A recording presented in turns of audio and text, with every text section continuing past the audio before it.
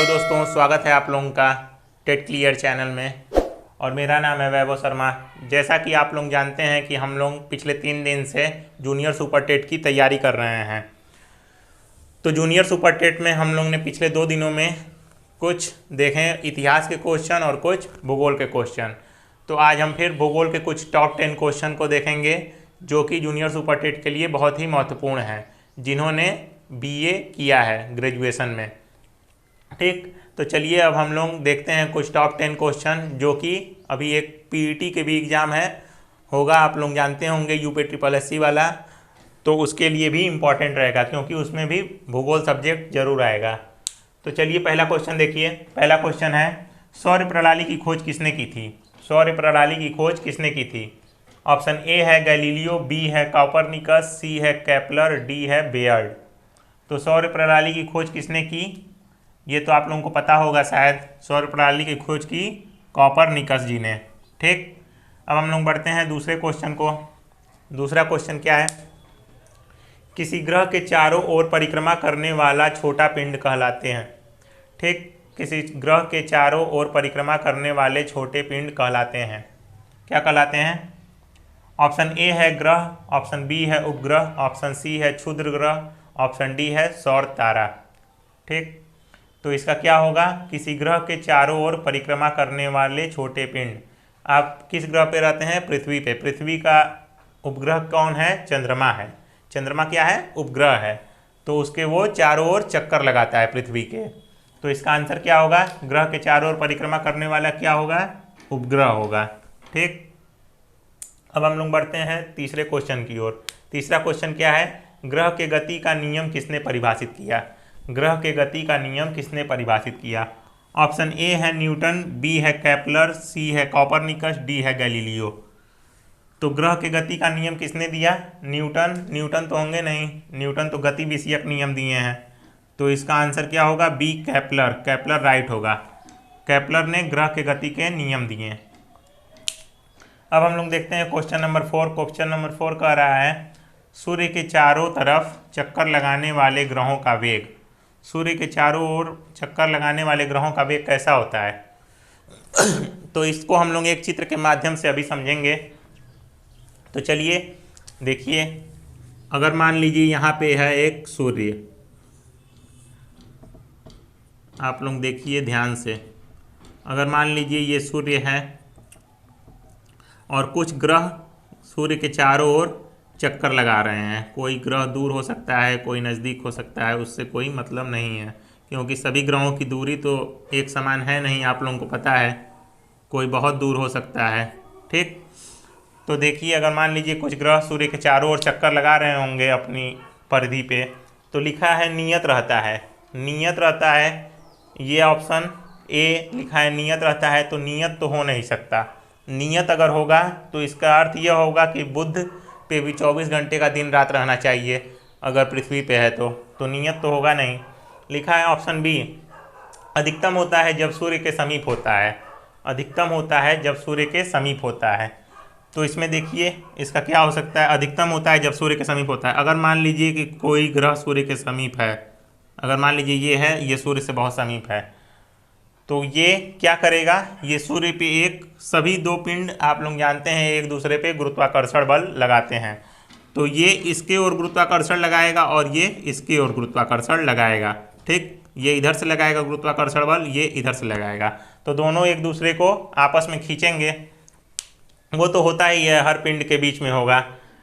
तो लिखा है अधिकतम होता है जब सूर्य के समीप होता है। तो देखिए इसके वेग को आपको देखना है। तो इसका वेग देखिए, अगर मान लीजिए आप पढ़े होंगे भौतिक विज्ञान में अभिकेंद्र बल। अभिकेंद्र बल आपने पढ़ा होगा। क्या? अभिकेंद्र बल। अभिकेंद्र बल ये क्या होता है? आप लोग जानते होंगे। अगर मान लीजिए यहाँ पे एक धागा है और ये एक पिंड है। ठीक, अगर इस धागे को हम लोग पकड़ के ऐसे ऐसे घुमाते हैं तो अगर ये धागा छोटा रहेगा, मान लीजिए ये धागा है छोटा और ये एक धागा है लंबा सा, और इसमें एक ईंट बांध के घुमा रहे हैं गोल गोल, तो किसका वेग अधिक रहेगा? आप जान रहे हैं। देखिए ये छोटा वाला धागा है, ये इसके नज़दीक है, तो ये इधर जब इसको गोल गोल घुमाएंगे तो ये ईंट इसके ओर अभिकेंद्र बल लगाएगी। केंद्र की ओर जो बल लगता है पिंड द्वारा वो अभिकेंद्र बल कहलाता है। तो ये इधर एक बल लगाएगी। ठीक, तो ये जो धागा है, अगर मान लीजिए कि एक हम छोटी सी धागे में बांध के ईंट को घुमा रहे हैं तो वो आपको देखेंगे घूमते हुए तेज नजर आएगी। और अगर आप एक बड़े धागे को, धागा अगर ईंट यहाँ पे रख दिए, धागा लंबा है, घुमाएंगे तो आपको लगेगा कि धीरे धीरे घूम रहा है। वो होता है अभिकेंद्र बल के कारण। तो जब पिंड समीप रहेगी, देखिए ये वाला ग्रह समीप है, तो इसका वेग क्या होगा, ये जल्दी जल्दी घूमती हुई प्रतीत होगी, इसका वेग अधिकतम होगा।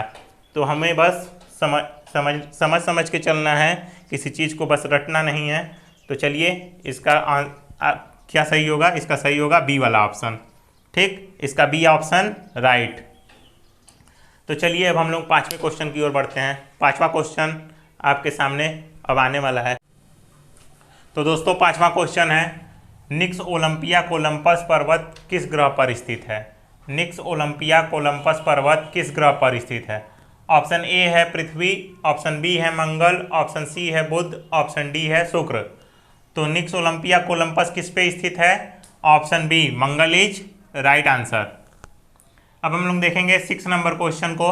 6 नंबर क्वेश्चन है, किन 2 ग्रहों को छोड़कर शेष सभी ग्रह वामावर्त, सूर्य के चारों ओर वामावर्त दिशा में घूमते हैं, मतलब बाएं से दाएं दिशा में घूमते हैं? कौन से 2 ग्रह हैं जिनको छोड़कर? मतलब ऐसे 2 ग्रहों के नाम बताइए जो दक्षिणावर्त दिशा में घूमते हैं, मतलब दक्षिण से बाएं की ओर घूमते हैं।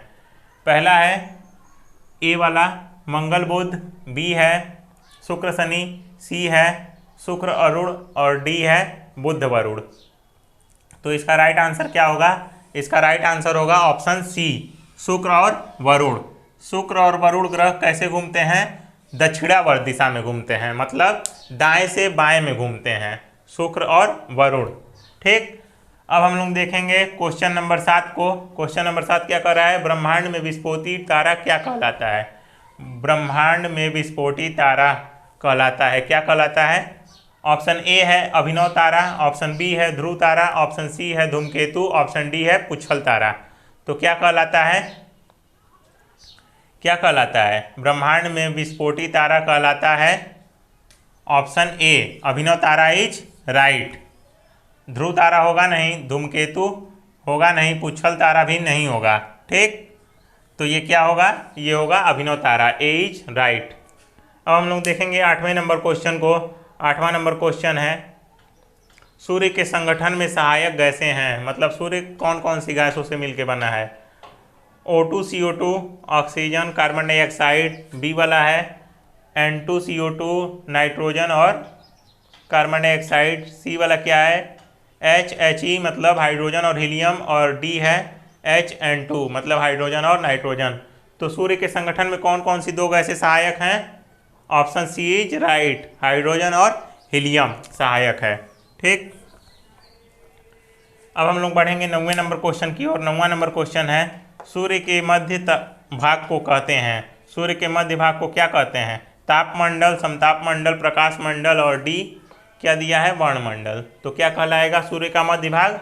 सूर्य का मध्य भाग कहलाएगा सी, ऑप्शन सी इज राइट, प्रकाश मंडल कहलाएगा।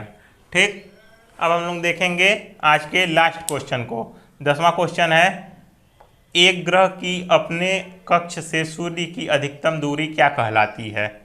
ए है उपसौर्य, बी है अपसौर्य, सी है अपोजी और डी है पेरोजी। तो क्या कहलाती है? कोई सूर्य है यहाँ पे और यहाँ से ये सूर्य है, ठीक, और इससे कोई ग्रह है छोटा सा, ये अगर जब सबसे ज़्यादा दूर रहे, यहाँ से ये चक्कर लगाते जा रहा है, ठीक, चारों ओर चक्कर लगा रहा है अगर मान लीजिए, तो ये अधिकतम दूरी क्या कहलाएगी? ये यहाँ से अधिकतम दूरी है और यहाँ पे ये न्यूनतम दूरी रहेगी। तो अधिकतम दूरी क्या कहलाएगी? अधिकतम दूरी कहलाएगा आपका अपसौर्य, ऑप्शन बी इज राइट। और ये न्यूनतम दूरी, यहाँ से देख रहे हैं दूरी कम है, तो ये क्या कहलाएगी? ये उपसौर्य कहलाएगी, कम दूरी वाला। तो उम्मीद है दोस्तों आप लोगों को वीडियो पसंद आया होगा। पसंद आए तो वीडियो को लाइक करें, शेयर करें, चैनल को सब्सक्राइब करें। मिलते हैं नेक्स्ट वीडियो में।